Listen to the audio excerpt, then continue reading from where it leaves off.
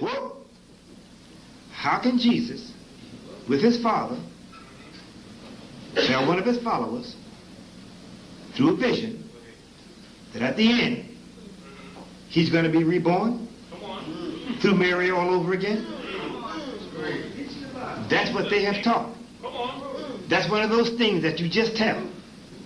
You don't try to explain it. Accept it on faith.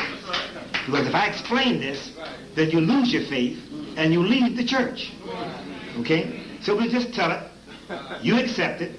And even they'll tell you what the definition of faith is. Faith means just accept this because I said so. That's what you do. It's really qualitatively no different than what we found on the plantation when you and my mothers and fathers worked as sharecroppers, and we always wound up owing the white man. The white man said, "Don't figure behind me, nigga." That's what he said.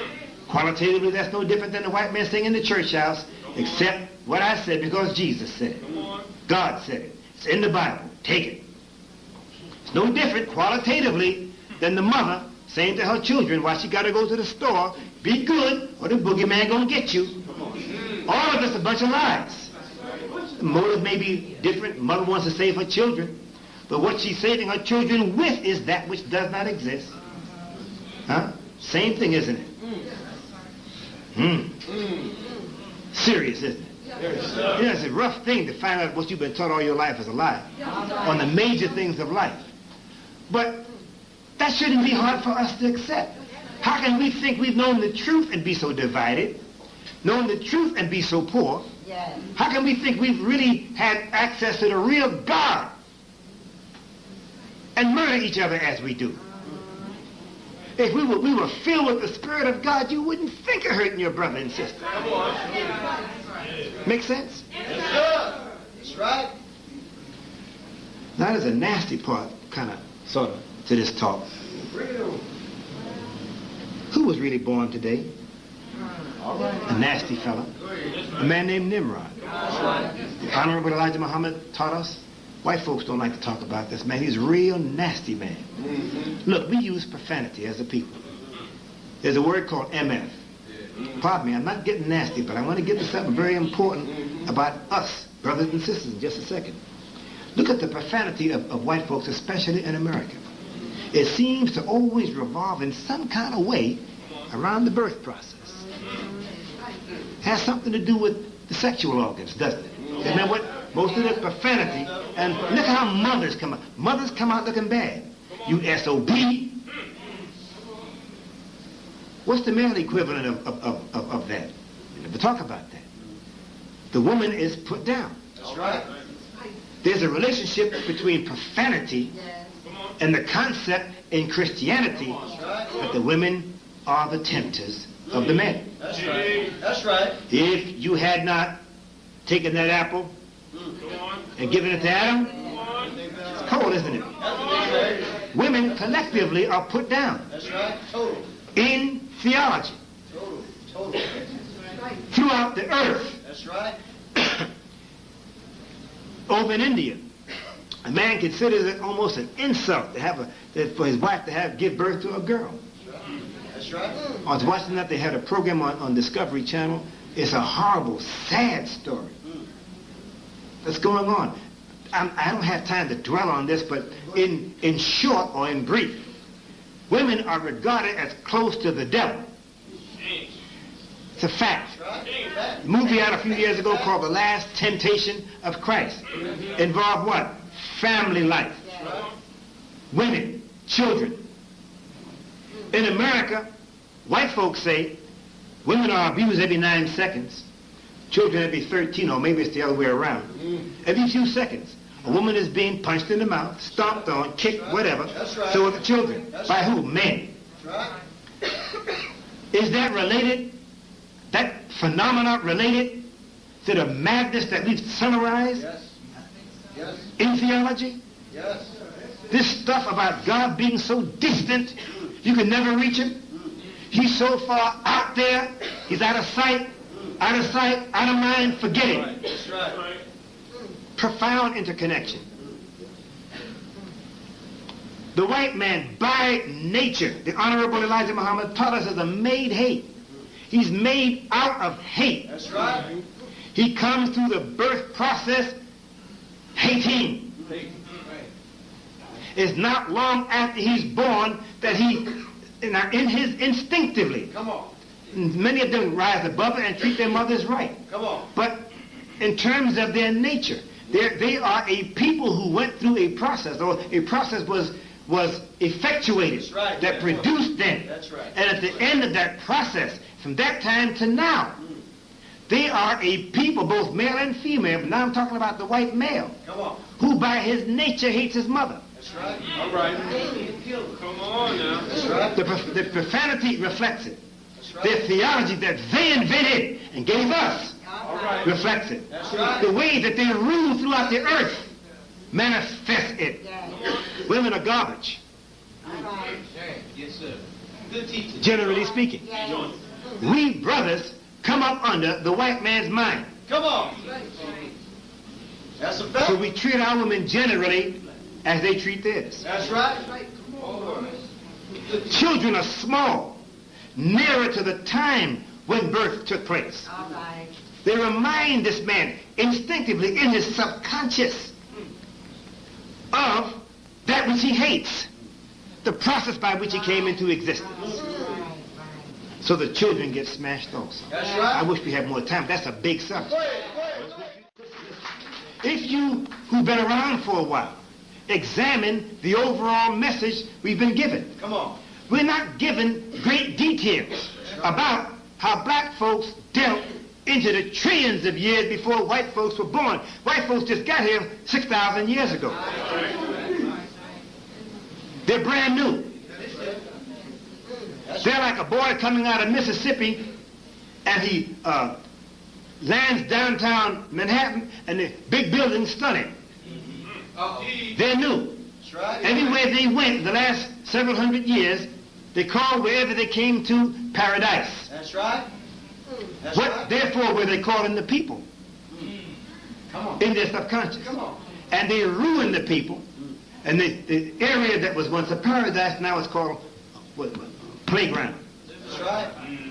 They turn it out. That's right. And the main thing they do is go through the woman, control her mind as best they can, and lead her to serve them. That's right. And try to make the men in that civilization a bunch of punks, like they've done us. That's right. What they've done. Brothers, when we get our stuff together, Come on. not it. That's right. And we will. There's nobody gonna be messing with our woman anymore. No, sir. No, sir.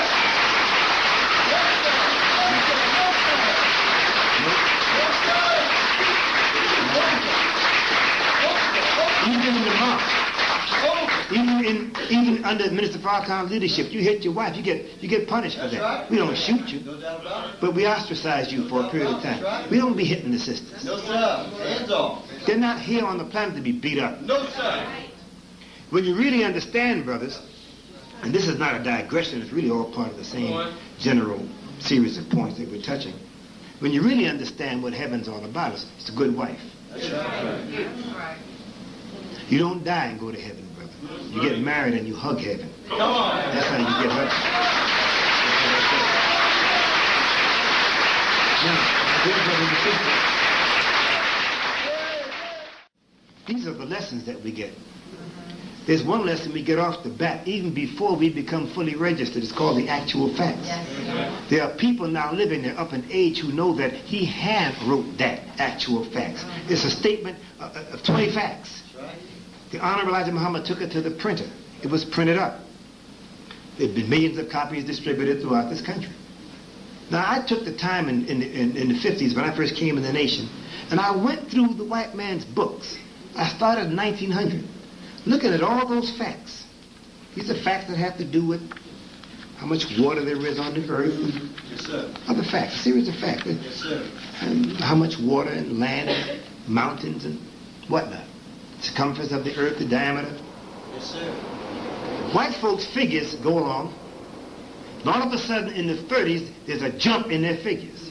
Come on. And progressively, their figures got more and more and more like what we find in the actual Come facts. on. Come on. Now, Elijah Muhammad went to the 4th grade of school, just enough to learn how to read and write. Right.